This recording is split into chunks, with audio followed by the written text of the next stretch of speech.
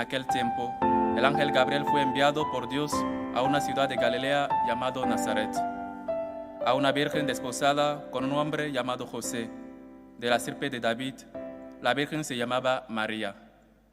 El ángel, entrando en su presencia, dijo: «Alégrate, llena de gracia, el Señor está contigo». Ella se turbó ante estas palabras y se preguntaba qué saludo era aquel. El ángel le dijo: «No temas, María, porque has encontrado gracia ante Dios. Concebirás en tu vientre y darás a luz un hijo. Le pondrás por nombre Jesús. Será grande, se llamará Hijo del Altísimo. El Señor Dios le dará el trono de David su padre. Reinará sobre la casa de Jacob para siempre, y su reino no tendrá fin».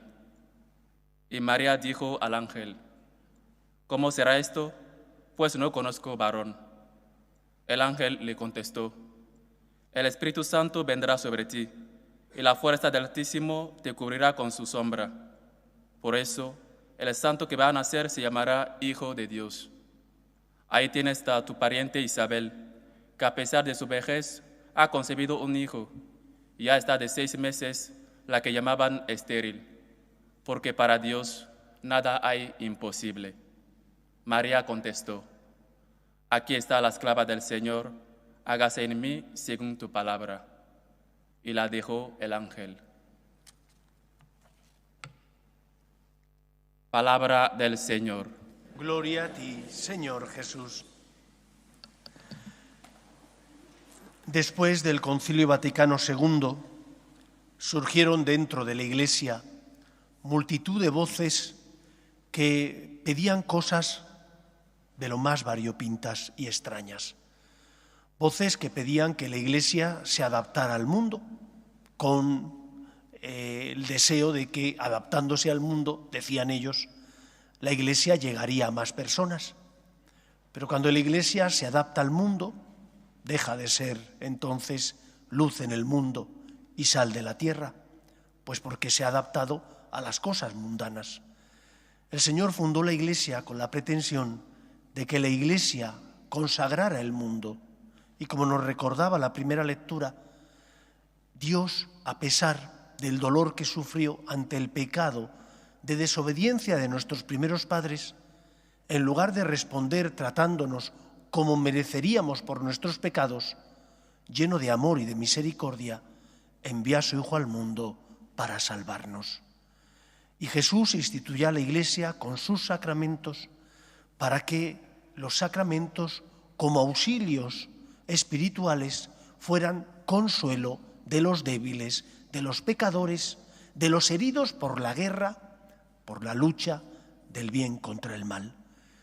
Y por eso la Iglesia no viene para adaptarse al mundo, sino para ser luz y sal del mundo, para indicar y señalar el camino que tenemos que seguir para ser fieles al Señor. Recientemente han vuelto a surgir estas mismas voces. ¿Qué es lo que piden? Todos lo sabéis. Piden, por una parte, que se suprima el celibato sacerdotal. Por otra parte, que la moral de la Iglesia sea revisionada, es decir, para cambiarla y adaptarla al mundo. Que la mujer pueda optar a llegar a ser sacerdote. Cuando yo oigo estas cosas me pregunto, ¿qué pensará el Señor? ¿Es que el Señor no fue libre? ¿Es que Cristo, cuando instituye la Eucaristía, por ejemplo, no podía haberle dicho a su madre que estuviera ahí? ¿Había algún discípulo más digno que su madre? ¿Hubo algún discípulo, por ejemplo, más digno que María Magdalena? Aquella había expulsado el Señor 7 demonios de ella y llevaba una vida poco recomendable, pero cambió. No traicionó al Señor. Mientras que de los 12, todos traicionaron, unos de una manera y otros de otra, todos traicionaron al Señor. Y Marta y María, y Lázaro, que había sido revivido, ¿no era más digno que los 12 de ser presbíteros? Y sin embargo el Señor, misteriosamente, eligió a los 12 que eran débiles y que fueron infieles al Señor. Por eso lo primero que tenemos que preguntarnos es, en la fiesta de la Virgen María, ¿Estoy yo como hijo de la Iglesia luchando por hacer la voluntad de Dios? ¿Por hacer lo que el Señor me pide? El Señor no me pide que sea sacerdote, a lo mejor. Me pide que sea santo. Que sea santo como hijo, como esposo o esposa, como padre o madre, que busque la santidad. No me pide que busque alcanzar puestos de poder, que eso es lo que en el fondo se quiere promover. No se promueve el amor, no se promueve el servicio. Claro que los que somos elegidos somos los menos dignos, muchas veces sí. Yo soy un ejemplo de ello y no es falsa humildad. Yo soy consciente de mis faltas y de mis pecados. Por eso, en la fiesta de la Inmaculada Concepción, la Iglesia nos recuerda que María es madre, madre de la Iglesia, pero también redimida, y que ella fue la mejor colaboradora, es la mejor colaboradora en el plan de salvación de Dios. Sin ella no nos habría llegado el Salvador. Gracias a su sí, a su confianza, a su humildad, a ese me fío del Señor, nos llegó el Salvador del mundo. Y por lo tanto, en la fiesta de la Virgen María, creo que cada uno de nosotros debería preguntarse eso. ¿Estoy amando a Dios porque intento hacer la voluntad de Dios? ¿Porque intento colaborar con Él en la obra de la salvación, siendo luz en el mundo, levantándome cuando he caído, pidiendo al Señor perdón y ayuda, dejando a un lado mi soberbia y siendo humilde? Estamos en un templo que se consagró en el año 2003. La parroquia fue concedida en 1999 a los franciscanos de María, con el padre Santiago de párroco a la cabeza. Esta parroquia, desde el inicio, ha sido un lugar de espiritualidad. Los franciscanos de María tenemos como principal misión hacer amar a Cristo. Todos los que entráis por el atrio de la puerta principal pasáis debajo de un mosaico que dice «El amor no es amado». Aquello que San Francisco salió gritando de la porciúncula porque el Señor le había concedido ver lo que la gente le decía. Y salió llorando y gritando, diciendo «El amor no es amado», porque la gente solo pide, solo viene a buscar al Señor cuando está interesado, pero no viene a amar a Dios. ¿Y nosotros? ¿Estamos amando a Dios? Los franciscanos de María deseamos amar a Dios, y porque deseamos amar a Dios, tenemos como modelo a la que es el mejor camino que nos lleva a Cristo, el mejor puente, que es la Virgen María.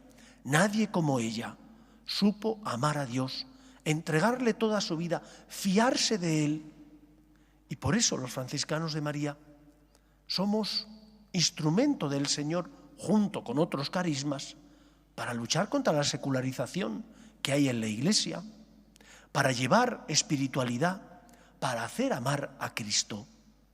Y yo, cuando veo a una persona que se confiesa, o a una persona que intenta amar a Dios cada día más, me siento tan satisfecho de ser instrumento de Dios. Me siento tan agradecido de poder prestar mis manos al Señor para que el Señor, por medio de los sacerdotes que absolvemos actuando in persona Christi, pueda llevar la reconciliación y el perdón de los pecados.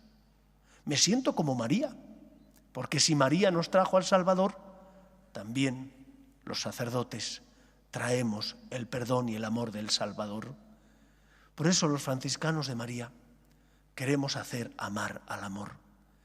Y queremos hacer amar al amor imitando a la Virgen María en todo, pero sobre todo en dos momentos fundamentales. Primer momento, hacer la voluntad de Dios. Ese sí de la Virgen María.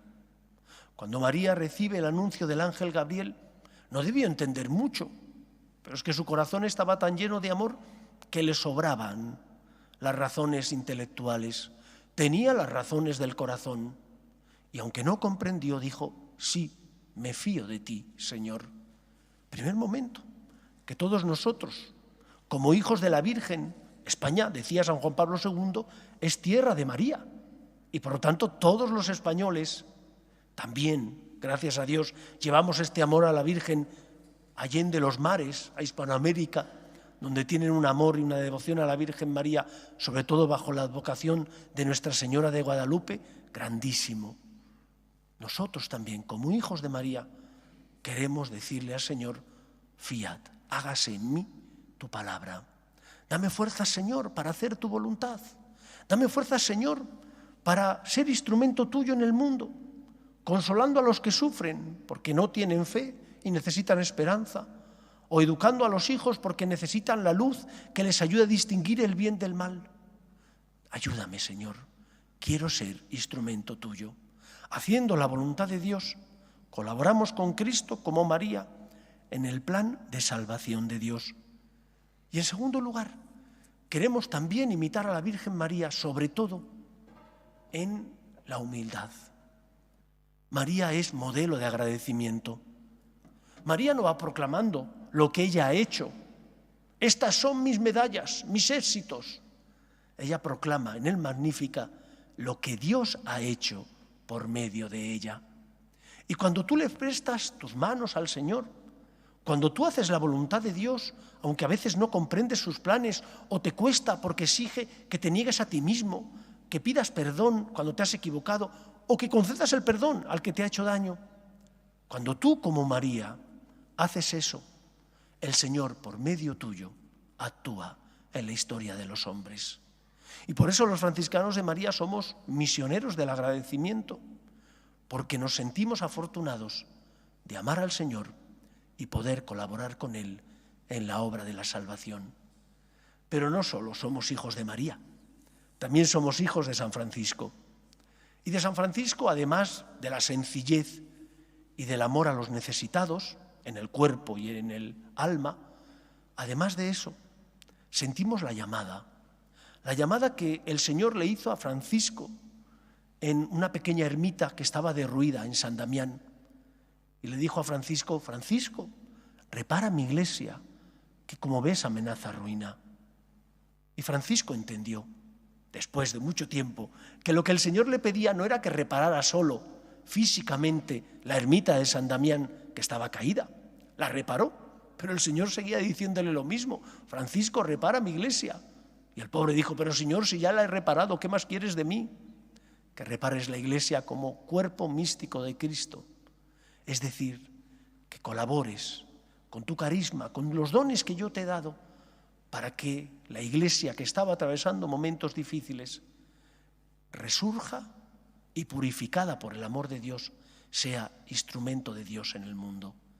También nuestra iglesia, todos conocemos las noticias que aparecen, atraviesa momentos difíciles, desde sacerdotes que no viven como debieran, a religiosos o religiosas que son escándalo. Fijaos en las de Belorado, que desgraciadamente no son las únicas. Otras en Estados Unidos también se han rebelado, creo que carmelitas, contra el Papa.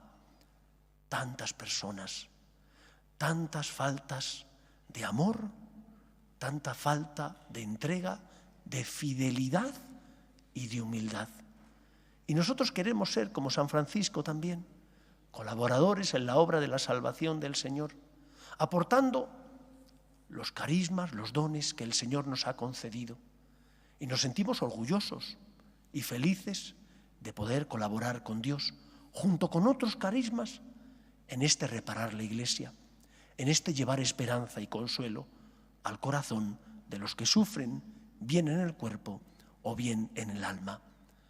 Las personas que van a hacer hoy sus promesas por primera vez, lo hacen porque han iniciado un camino de santidad dentro de esta familia espiritual que son los franciscanos de María. Otros renovarán también esas promesas, lo hacen año a año. Otros las han hecho ya perpetuas para toda la vida, porque creen que es su camino. Y van a hacer dos promesas, una espiritual, nosotros la llamamos de unión con Dios, que te obliga a intentar rezar todos los días 15 minutos, que te llama a ir a misa todos los días para encontrarte con Cristo si puedes, que también te llama a confesarte con frecuencia, una vez al mes como mínimo, a rezar el rosario y además de eso, todas las devociones que uno quiera y sienta en su corazón y experimente que el Señor le pide. Y segunda promesa, la promesa de austeridad, que es vivir austeramente, intentando hacer un buen uso de los bienes materiales y espirituales que Dios te ha dado para ayudar a los pobres y necesitados en el cuerpo y en el alma. Hacen esta especie de consagración para colaborar con Dios en la obra de la salvación, como María. Y muchos que no haréis estas promesas porque no es vuestro camino, pero sí tenéis que preguntarle al Señor: Señor, ¿qué tengo que hacer por ti? ¿Qué quieres de mí? Como la Virgen María, que cuando recibió el anuncio del ángel, a pesar de saber que eso iba a complicarle la vida, dijo: sí, hágase en mí según tu palabra. Aquí está tu esclava, tu sierva, la que te ama. Amemos al amor, que ha venido a buscar a la oveja perdida, no para condenar, sino para curarla y salvarla.